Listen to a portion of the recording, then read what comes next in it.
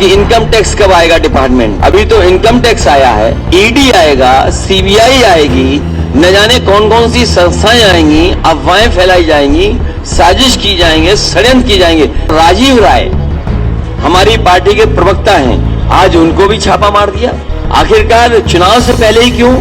ये सरकार कैसी है, भेदभाव से काम कर रही है। और जैसे ही चुनाव करीब आता है, भारतीय जनता पार्टी धार्मिक चश्मा लगा लेती है। ये ठोको राज में कोई सुरक्षित नहीं है। ये ठाठा बाबा हैं, इनको हटाइए उत्तर प्रदेश से। भारतीय जनता पार्टी ने दिक्कत, किल्लत और जिल्लत के अलावा कुछ नहीं दिया है। वो जान गए कि उत्तर प्रदेश से भारतीय जनता पार्टी खत्म, और इसीलिए उन्होंने इनकम टैक्स को भेजा है।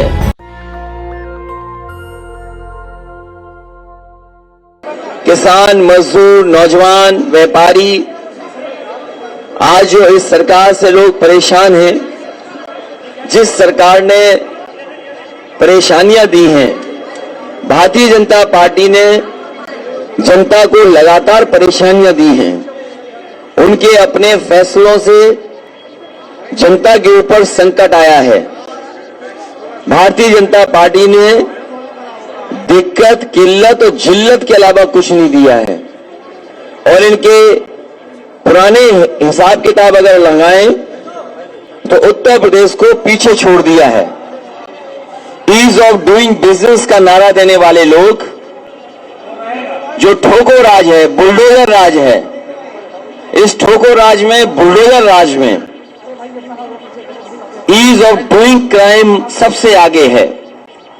लोगों को इतनी जिल्लत का सामना कभी करना नहीं पड़ा होगा जितना इस सरकार में करना पड़ रहा है। आम जनता को इस सरकार ने अपमानित किया है।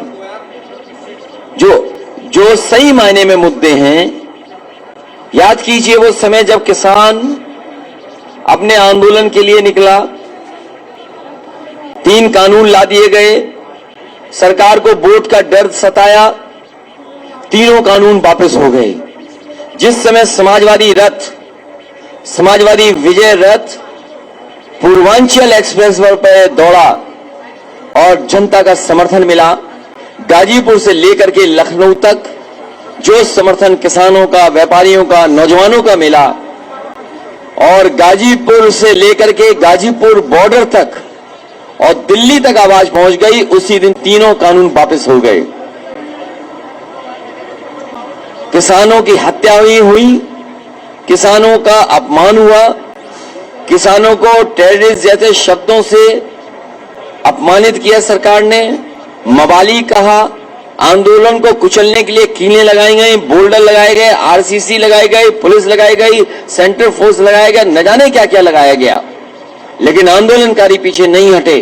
और उत्तर प्रदेश में जो घटना हुई, जहां पर किसानों को जीप से कुचल दिया गया, अगर इतिहास पलट करके भारत का देखें तो जलियांवाला बाग याद आता है, जब अंग्रेजों ने सामने से गोली मारी थी, लेकिन भारतीय जनता पार्टी ने पीछे से आकर के किसानों पर जीप चढ़ा दी। आज जांच रिपोर्ट सामने है, दोषी लोगों पर अभी तक कोई कार्रवाई नहीं हुई है, मंत्री गृह मंत्री बर्खास्त नहीं हुए हैं, जिन पर आरोप है उनके घरों पर बुलडोजर नहीं चले हैं। ये सरकार कैसी है, भेदभाव से काम कर रही है, जात के आधार पर भेदभाव है। और जैसे ही चुनाव करीब आता है, भारतीय जनता पार्टी धार्मिक चश्मा लगा लेती है, हर चीज को उस चश्मे से देखने लगती है। लेकिन उत्तर प्रदेश की जनता तैयार है इस बार उत्तर प्रदेश से भारतीय जनता पार्टी का सफाया करने के लिए। उत्तर प्रदेश से भारतीय जनता पार्टी का पूरी तरीके से सफाया होगा, बदलाव होगा, जनता परिवर्तन के लिए तैयार है, बेरोजगार नौजवान तैयार हैं। कली की घटना जहां पर देश के बड़े बड़े नेता एक मंच पे थे, क्या जनता को कितनी बार आप झूठ बोलेंगे? जनता को और पिछड़ों को, खासकर निषाद समाज के लोगों को ये भारतीय जनता पार्टी ने धोखा दिया और कहा कि आपकी सभी समस्याओं का समाधान होगा, लेकिन जब उनको बुला करके सम्मान देना था तो सम्मान नहीं दिया गया, उनके साथ भी भेदभाव हुआ, उनका हक छीनने का काम हुआ, और जो हक मिलना चाहिए था वो हक नहीं मिला। हम अपने निषाद समाज, कश्यप, बाथम और उनके तमाम केवट समाज को भरोसा दिलाते हैं, समाजवादी सरकार बनेगी, उनका हक सम्मान देने का काम समाजवादी लोग करेंगे। भ्रष्टाचार में कराने की कोशिश की जा रही है, क्या इसलिए? मैंने आपसे पहले भी कहा और अगर हर बार मैंने ये कहा कि उत्तर प्रदेश में जैसे जैसे भारतीय जनता पार्टी की हार और भारतीय जनता पार्टी को हार सताएगी, दिल्ली से बड़े बड़े नेता आएंगे। कोई नेता भारतीय जनता पार्टी का बड़ा बचेगा नहीं जो उत्तर प्रदेश में ना आए। और अभी तक इन्हीं का इंतजार था कि इनकम टैक्स कब आएगा डिपार्टमेंट। अभी तो इनकम टैक्स आया है, ईडी आएगा, सीबीआई आएगी, न जाने कौन कौन सी संस्थाएं आएंगी, अफवाहें फैलाई जाएंगी, साजिश की जाएंगे, षड्यंत्र की जाएंगे, लेकिन उसके बावजूद भी साइकिल की रफ्तार कम नहीं होगी, रथ की रफ्तार कम नहीं होगी और उत्तर प्रदेश से भारतीय जनता पार्टी का सफाया होना निश्चित है। वो जान गए हैं कि उत्तर प्रदेश से भारतीय जनता पार्टी खत्म और इसीलिए उन्होंने इनकम टैक्स को भेजा है। और राजीव राय हमारी पार्टी के प्रवक्ता हैं, वो दिन रात समाजवादी पार्टी को मजबूत बनाने के लिए जहां जैसे काम कर सकते हैं कर रहे हैं। आज उनको भी छापा मार दिया। आखिरकार चुनाव से पहले ही क्यों, चुनाव से 1 महीना पहले क्यों नहीं? अगर कोई जानकारी थी उनके पास, जब कभी उन्होंने अपना सबमिट किया होगा बैलेंस शीट या इनकम टैक्स दिया होगा, तब भी छापा मार सकते थे, तब भी नोटिस दे सकते थे, तब भी पूछताछ कर सकते थे। लेकिन जैसे ही चुनाव करीब आया है, ये डिपार्टमेंट भी अब चुनाव लड़ने उत्तर प्रदेश में आ गया है। और आप लोग भी सच दिखाते हो, तो आप जानते हो सच दिखाने पर क्या होता है। जब आप लोग सच दिखाते हो, हम कई पत्रकार साथियों को जानते हैं, एक पत्रकार साथी ने केवल दाल में पानी दिखा दिया, उसे जेल जाना पड़ा। एक पत्रकार साथी ने सही खबर चला दी, उसमें मुकदमे लग गए। तो कोई भी इस सरकार में सुरक्षित नहीं है। जो सरकार से टकराएगा, सरकार उसके खिलाफ कार्रवाई करेगी। क्या हम लोगों ने आदरणीय आजम खान साहब को नहीं देखा? उन पे कितने मुकदमे लगे? या किसान आंदोलन में बताइए कोई घर से निकल पाया? किसानों पे मुकदमे नहीं लगे? क्या नहीं लगे मुकदमे किसानों पर? हम लोग अगर किसानों के आंदोलन में शामिल होने जाते थे, पुलिस, सेंट्रल फोर्स सब लगा देते थे। तो ये कोई नया तरीका नहीं है, ये पुराना भारतीय जनता पार्टी कांग्रेस के ही रास्ते पे चल रही है। कांग्रेस का पुराना इतिहास उठा करके आप देखेंगे तो जब कभी भी डराना होता था तो इन्हीं संस्थाओं से उन्हें डराया जाता था। आज उसी रास्ते पर भारतीय जनता पार्टी चल रही है। भारतीय जनता पार्टी के पास भी कोई नया रास्ता नहीं। ये तो अच्छी बात है, ये तो अच्छी बात है। मैं उस कार्यकर्ता को बधाई देता हूं। कम से कम इनको जगाइए कि आज जरूरत है ऐसी चीजों की। भारतीय जनता पार्टी को जगाइए। ये जगाने के लिए पोस्टर उस कार्यकर्ता ने लगाए होंगे, लेकिन मैं उससे कहूंगा कि हम अवतार नहीं हैं, हम अवतार नहीं हैं। वो कृष्ण के अवतार, कृष्ण हैं खुद अवतार भगवान विष्णु के, लेकिन हम लोग अवतार नहीं है। वो हमारा कार्यकर्ता उतना ही समझदार है जितना भारतीय जनता पार्टी का एक नेता समझदार है, जिसने ये कहा था आजमगढ़ में कि रावण की जब मृत्यु हो गई तो उनसे विचार लेने कौन गया था? बताइए क्या कहा था बीजेपी के एक नेता ने? लक्ष्मण गए थे, भगवान राम ने लक्ष्मण को भेजा था, लेकिन बीजेपी के एक नेता ने कहा कि भरत गए थे। तो अगर बीजेपी के नेताओं को इतना ज्ञान है तो हम अपने भी कार्यकर्ताओं को समझा देंगे। बीजेपी अपने नेताओं को समझाए कि रावण की मृत्यु पर जब मृत्यु होने जा रही थी तो भगवान राम ने लक्ष्मण को भेजा था, भरत को नहीं भेजा था। इतना ज्ञान बीजेपी को है। कल बीजेपी क्या कह रही थी कि हम राम राज्य लाएंगे, लेकिन समाजवाद नहीं। जो समाजवाद का रास्ता है वही राम राज्य लाएगा। अगर समाजवाद आ जाए तो वही राम राज्य है, और बिना समाजवाद लाए राम राज्य नहीं आ सकता। ये हमारे बाबा मुख्यमंत्री को कौन समझाए? अभी एक बेटी हमें लैपटॉप दिखा रही थी। बाबा मुख्यमंत्री के सामने अगर लैपटॉप दे दोगे तो वो घबरा जाएंगे कि क्या आ गया। सोचो, जो मुख्यमंत्री लैपटॉप देख करके घबराता हो, वो लैपटॉप क्या बांटेगा?